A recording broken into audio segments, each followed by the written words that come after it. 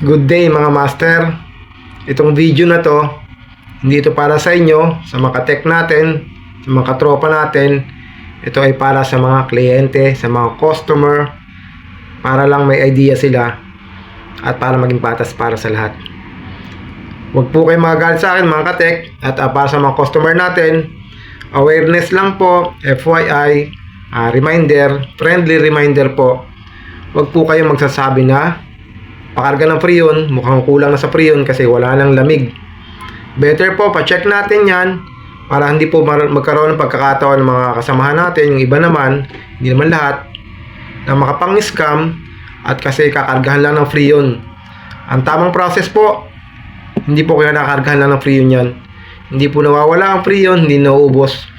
Kapag nagkaganyan po, ipalik, repair nyo po, palik test, at yung pong tamang proseso. Huwag po kayong papayag na kakargahan lang yan kasi a day or a week lang, wala na rin po yan, sayang ang pera.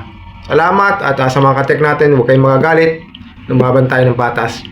Salamat po. Ito po yung video natin na sample, hindi po kailangan kakargahan lang to. Panoorin nyo po. Sige lang, testing, Daikin, hilaw, ayan, hilaw. Kuha natin ang karga.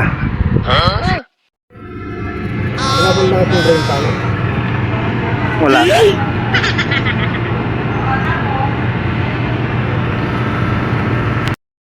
So ayan, bagong linis na yan mga master.